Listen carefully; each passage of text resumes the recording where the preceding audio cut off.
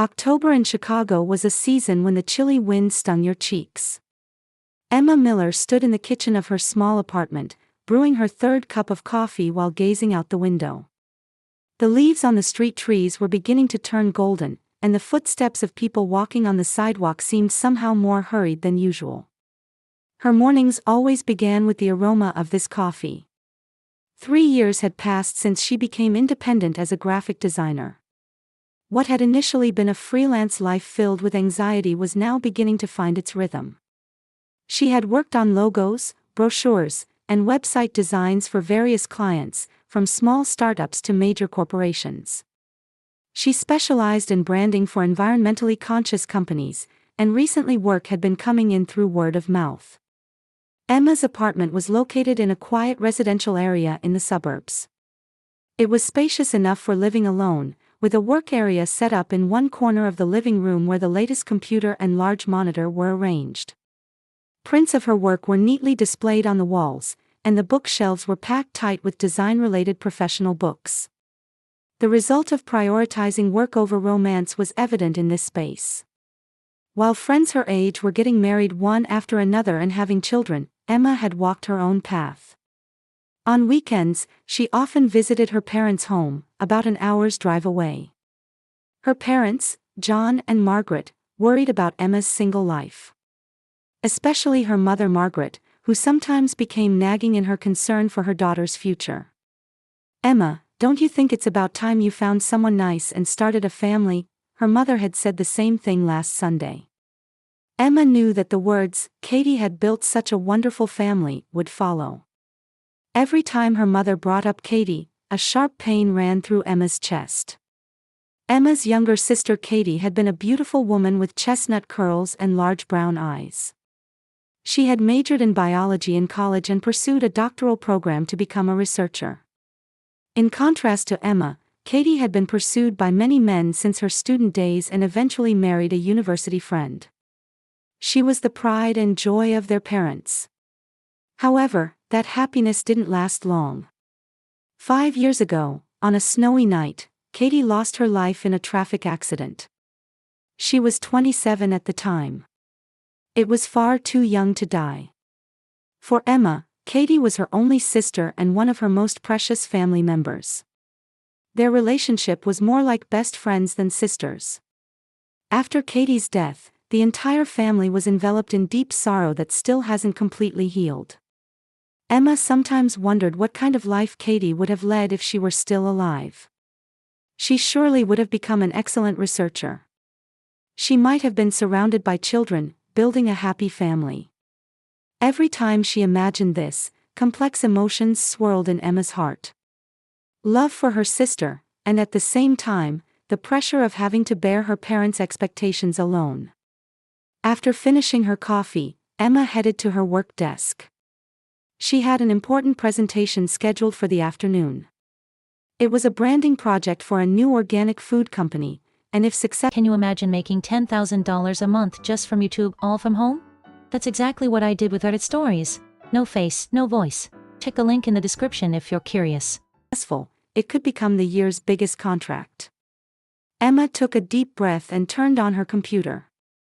By concentrating on work, she had been distracting herself from daily loneliness and complex feelings about her family. Monday morning began as usual with the cheerful sound of the coffee maker. Emma held a steaming mug in her hand and opened her laptop to start checking emails. There were 3 new job requests that had arrived over the weekend. One was for menu design from a small local restaurant, another was for brochure production from an environmental protection group, and the third was an unexpectedly large project. It was from a mid-sized construction company based in Chicago that was considering revamping their corporate image. Emma carefully reread each request while sipping her coffee.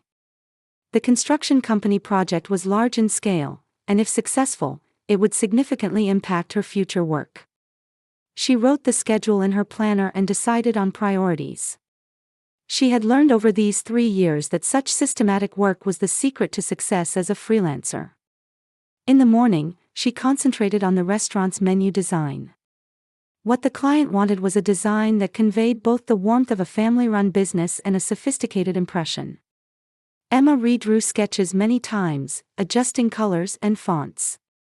She became so absorbed in her work that she forgot about lunch, and before she knew it, it was past 2 in the afternoon. She hurriedly made a simple sandwich and began preparing for the online meeting scheduled for 3 o'clock. The other party was a representative from an environmental protection group, and they were scheduled to discuss brochure production for a global warming prevention campaign to be held next month. For Emma, work related to environmental issues held special meaning. During her lifetime, Katie had passionately spoken about the importance of environmental protection through her biological research. About 30 minutes into the meeting, Emma's cell phone rang. An unfamiliar number appeared on the screen. Since she was in a meeting, Emma ignored the call and continued the discussion. However, the same number kept calling repeatedly after that. 5 calls came in 5-minute intervals, for a total of 4 times.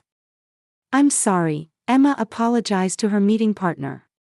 "This might be an emergency, so could I have a moment?"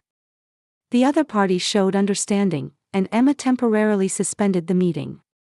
However, the moment she tried to answer the phone, the incoming call stopped. Emma tilted her head in confusion and returned to the meeting. The representative from the Environmental Protection Group was a kind woman who explained the brochure concept in detail. She wanted a design that balanced the beauty of nature with human responsibility. The meeting ended after 4 o'clock in the afternoon. Emma immediately checked her call history and called back the unknown number. However, only the ringing tone continued, and no one answered. There was no connection to voicemail service either, and Emma hung up with suspicion. Even into the evening, there were no more calls from that number. Emma began researching the construction company project.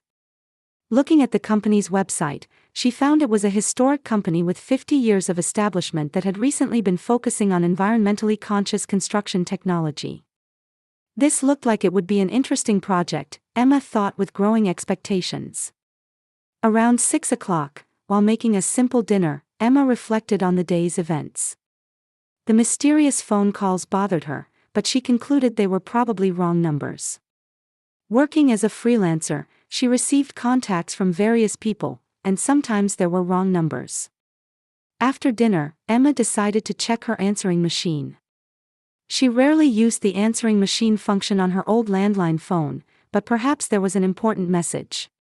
When she pressed the button, a mechanical voice played. "You have one message." Emma listened with interest. "This is the Chicago Police Department. Is this Ms. Emma Miller? We have an urgent matter that requires your phone call. We're sorry to bother you when you're busy, but please contact us as soon as possible. The number is..." Emma's hands trembled. A call from the police. Surely there must be some mistake. She hadn't done anything that violated the law. She had no memory of traffic violations, and recently she hadn't even had a parking ticket. Or had something happened to her parents? Anxiety suddenly gripped her heart. Emma hurriedly took notes while listening to the message again. It was definitely from the Chicago Police Department, and they had called her name. When she checked the number, it was the same number that had called multiple times in the afternoon. With trembling hands, Emma called the police station. After several rings, a woman's voice answered. "Chicago Police Department. This is Emma Miller. I believe you left a voicemail, so I'm calling you back. Please hold a moment." After some silence, it switched to another woman's voice. "Ms. Miller, thank you for calling. Actually, we have an important matter we need to inform you about." Emma's heartbeat quickened. "What happened?" "We have your 3-year-old son in our custody. Could you come to pick him up?" Emma doubted her ears for a moment. "I'm sorry, what did you say?" "We have your son, a 3-year-old boy, in our custody. Your name and contact information were listed as the emergency contact." "But I don't have any children," Emma's voice was filled with confusion. "Isn't there some mistake?" There was silence on the other end of the phone for a while. "Ms. Miller, could you please come here once?" We'll explain the detailed situation. The child also seems to want to meet you. Emma's mind was in chaos. She was certain she had no children. However, it was hard to believe the police would make such a mistake. What on earth was happening? I understand. I'll come right away, Emma answered. Which police station is it? After confirming the address, Emma hurriedly got ready. While putting on her coat and grabbing her car keys, her mind raced through various possibilities. Had someone used her name falsely? Or had she been mistaken for another person with the same name? While driving through Chicago's night streets, Emma was enveloped in anxiety and confusion. Between the reality that a 3-year-old child was in police custody and her certainty that she had no connection to that child, her heart wavered. The Chicago Police Department building emanated an intimidating presence, illuminated by the night's neon lights. Emma got out of her car and shivered in the cold autumn wind. She took a deep breath in front of the building before pushing open the heavy glass door. A middle-aged police officer sat at the reception desk, and when Emma gave her name, he immediately led her inside. Walking down the hallway, Emma's heart was beating violently. The fluorescent lights cast long shadows on the floor, and footsteps echoed on the hard tiles. "You're Ms. Miller." When she turned around, a female police officer was standing there. Although her expression in uniform was professional, it somehow held a sympathetic color. Her name tag read, Deputy Rodriguez. "Yes, I'm Emma Miller. I came regarding the matter we discussed on the phone. Thank you for coming. First, let me briefly explain the situation. Please come this way." Deputy Rodriguez led Emma to a small conference room. Chairs were placed facing each other at the table, and posters about regional safety were posted on the walls. When they sat down, the deputy opened a file. "Around 2 o'clock this afternoon, we received a report from a neighborhood resident. They said a 3-year-old boy was wandering alone in a residential area. When we responded, we indeed found a small boy walking around crying." Emma listened silently. She still couldn't understand the situation. The boy showed symptoms of malnutrition and had multiple bruises on his body. He was immediately taken to the hospital for examination. Fortunately, his life isn't in danger, but he clearly hadn't been receiving proper care.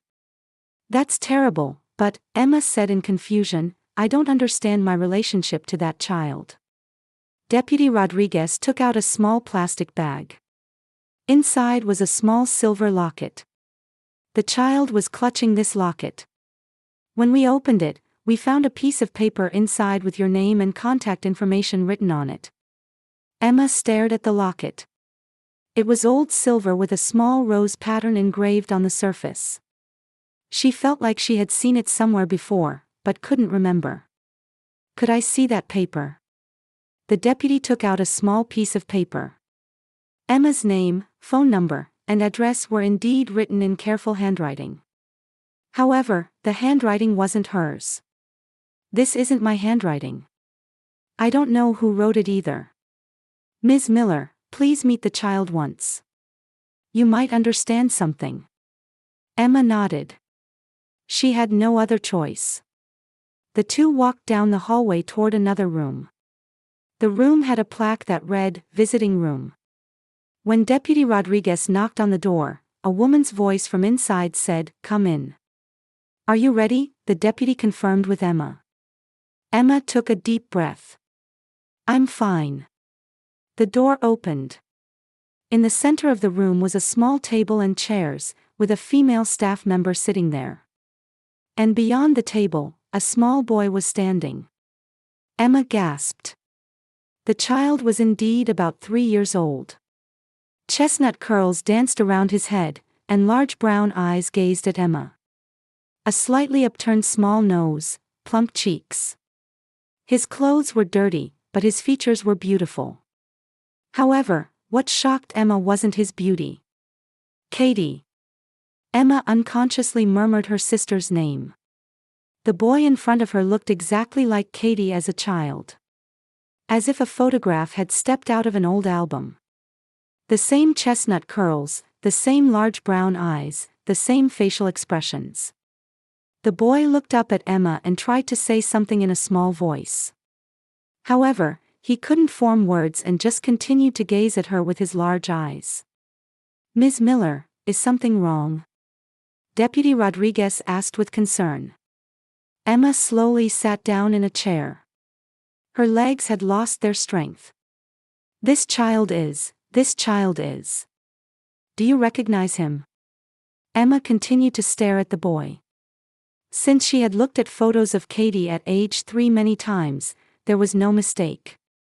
This child's features were identical to her sister as a young child.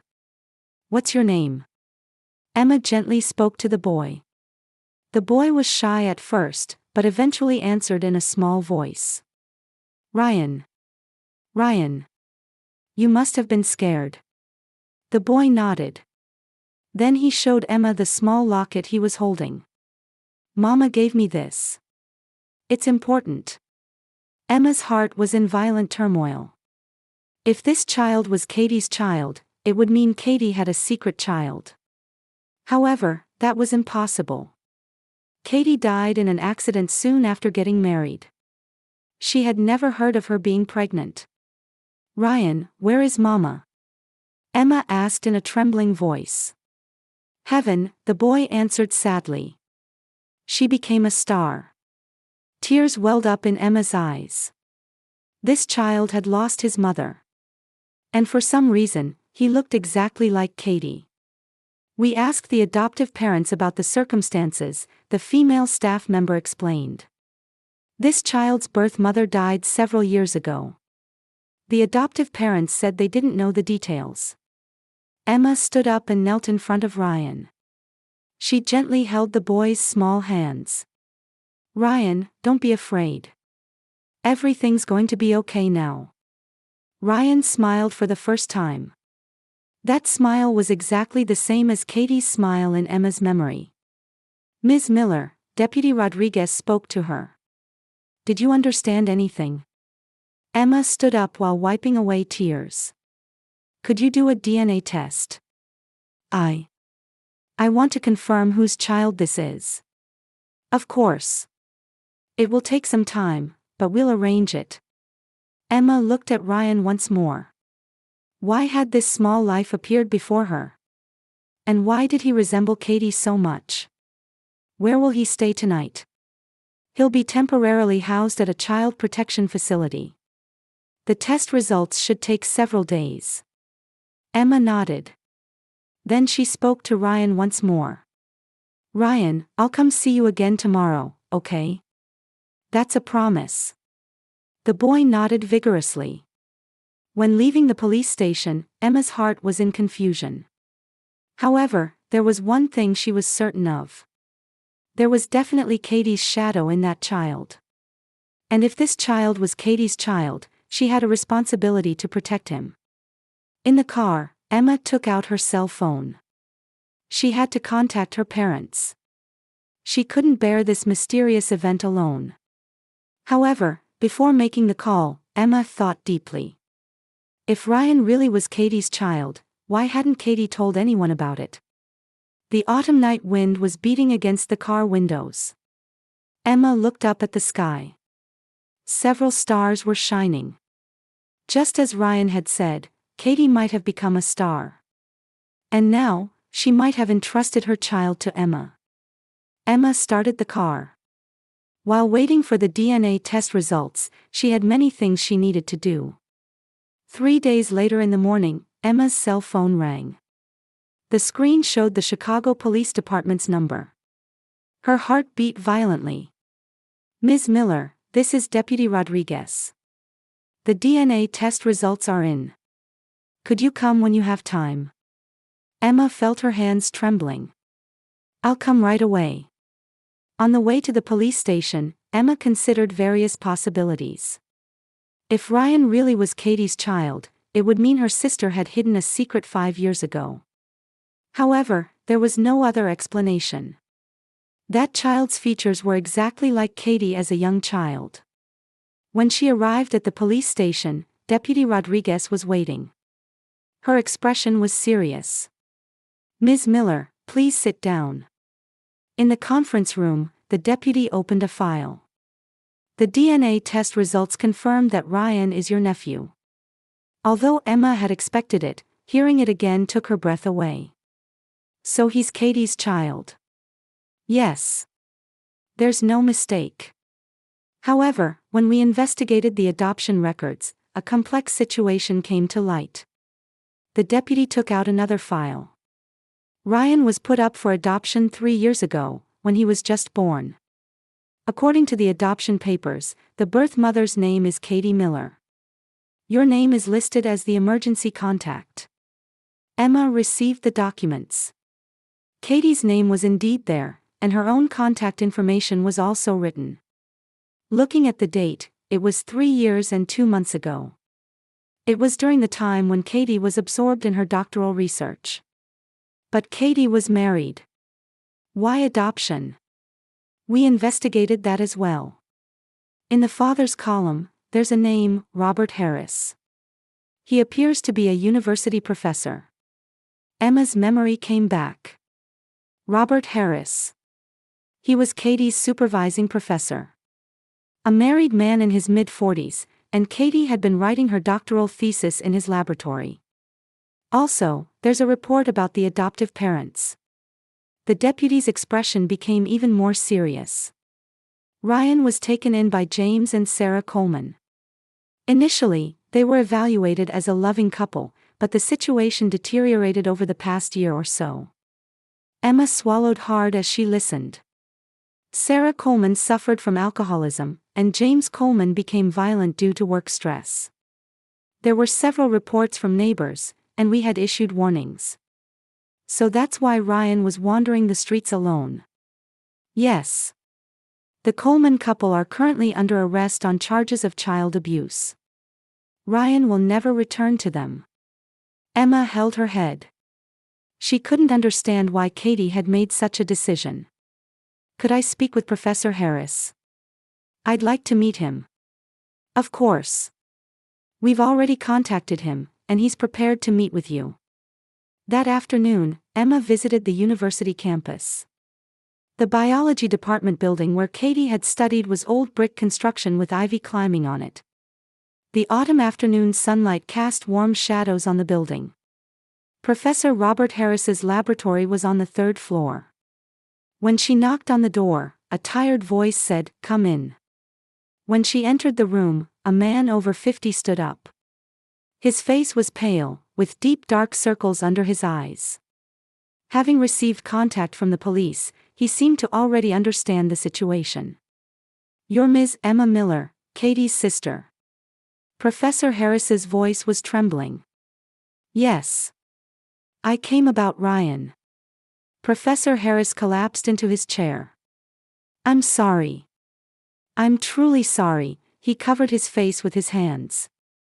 I caused Katie to suffer." Emma sat in the chair across from him. "Please tell me what happened." After a long silence, Professor Harris began to speak.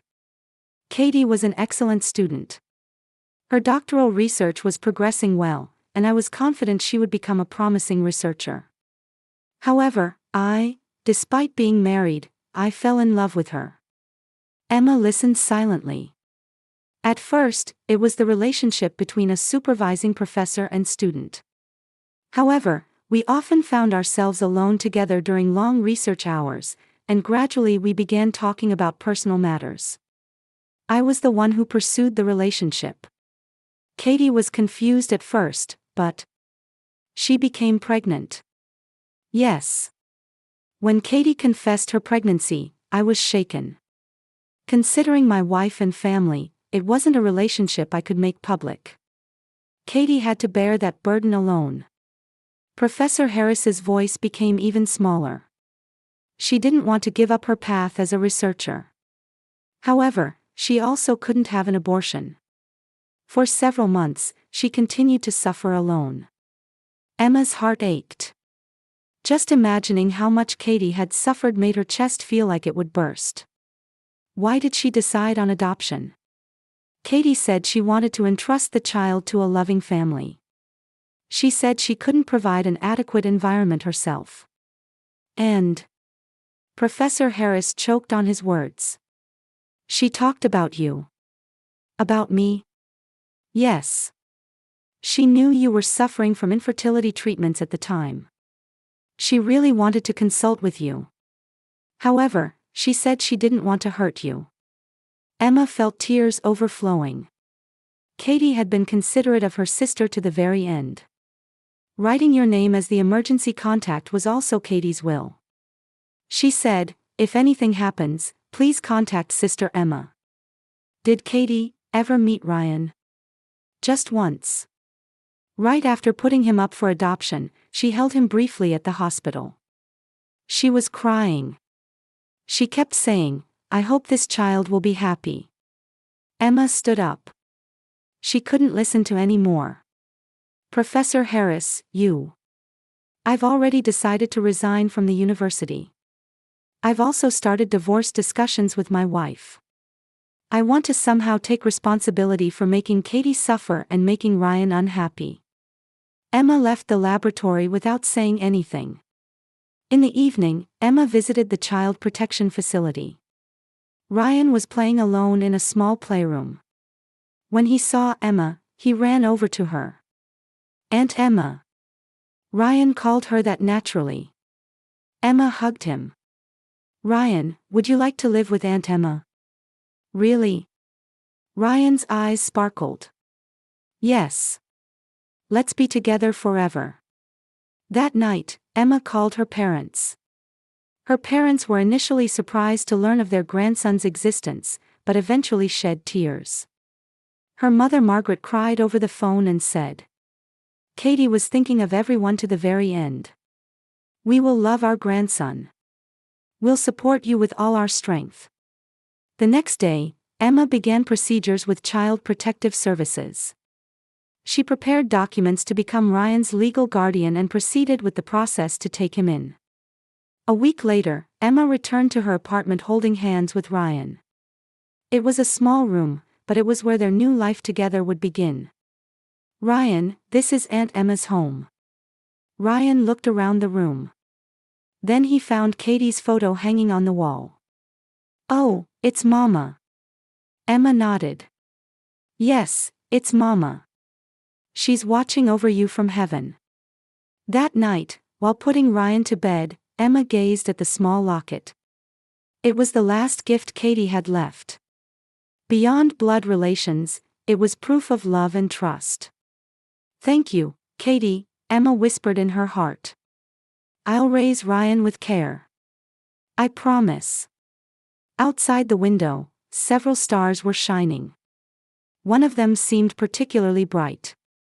6 months later in spring, Emma and Ryan had moved to a small house in the suburbs.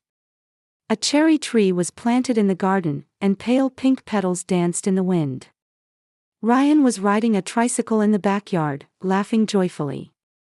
"Aunt Emma, look, look." Ryan skillfully maneuvered his tricycle, showing her how he could make small circles. His thin figure from 6 months ago was nowhere to be seen, and his cheeks had regained a healthy, plump redness. His chestnut curls shone beautifully in the sunlight, and his large brown eyes had a lively sparkle. "Very good, Ryan. You're very good," Emma smiled warmly while sitting in a garden chair. In the living room of the new house, a large photo of Katie was displayed. Her sister's smiling figure from the laboratory always watched over Emma and Ryan. Ryan had made it a daily routine to greet the photo every morning, saying, "Good morning, Mama in heaven." Emma's work was also going well. Since taking in Ryan, something had changed within her. The sense of responsibility for family had further heightened her passion for work. Client trust was also strong, and especially for family-oriented branding projects, she could make deep proposals based on real experience. Her parents John and Margaret had also found new purpose in life through their grandson's existence. On weekends, they always came to pick up Ryan and played with him in the park or went to the zoo together. Margaret especially doted on Ryan, saying, "This child looks just like Katie," while making homemade sweets for her grandson. "Aunt Emma, I'm hungry." Ryan got off his tricycle and ran over to Emma. "Well then, shall we have lunch? What would you like to eat today?" "Pancakes." Ryan's eyes sparkled. Emma stood up and took Ryan's hand. While making pancakes in the kitchen, she savored her happiness. It was a life she couldn't have imagined a year ago. Quiet time alone had been precious too, but Ryan's presence brought warm vitality to every day. Ryan was now attending a nearby nursery school. He was initially shy, but with his natural brightness, he made many friends. Teachers reported that he's a very kind child who always tries to help when there are friends in trouble. In the afternoon, Emma was working in her study. While creating a proposal for a new project, Ryan quietly entered the room. "Aunt Emma, working?" "Yes, just a little. I'll be finished soon." Ryan sat in a small chair and opened a picture book. Occasionally, when there were difficult characters, he would ask, "How do you read this?" Emma would stop her work and teach him carefully. In the evening, the two visited Katie's grave. Fresh flowers were already placed in front of the headstone. While adding the spring flowers Emma had brought, Ryan spoke to the headstone. "Mama in heaven, I rode my tricycle today. It was very fun. Aunt Emma made pancakes for me. They were delicious." Emma felt her eyes getting hot. Ryan reported the day's events to Katie every time. "Mama, Ryan is a very good child." Emma placed her hand on the headstone. "You don't need to worry about anything. We all love Ryan and are raising him with care." On the way home, Ryan fell asleep in the car. Emma looked at his sleeping face through the rearview mirror. This child with Katie's features had given new meaning to her life. When they returned home, Emma noticed one message on her cell phone. The sender was Robert Harris. As promised, he had resigned from the university and was currently working in environmental protection in another state. He occasionally sent messages asking about Ryan's condition. "Is Ryan well? I pray that he's growing up happily. I will send support money monthly for his education expenses. This is my responsibility." Emma replied briefly, "Ryan is well. Thank you for your support." That night, after putting Ryan to bed, Emma sat alone in the living room. While gazing at Katie's photo, she reflected on the past 6 months. She had been anxious at first. The weight of responsibility for raising a 3-year-old child, balancing work, anxiety about the future. However, Ryan's presence had enriched her life. The quietness of time spent alone had been precious, but the warmth of having family was irreplaceable. "Thank you, Katie," Emma whispered in her heart. "I will treasure the last gift you left me for the rest of my life." Outside the window, stars shone in the spring night sky. One of them seemed particularly bright as always. Emma smiled. Katie was always watching over them. And she surely blessed the new life they were walking together with Ryan.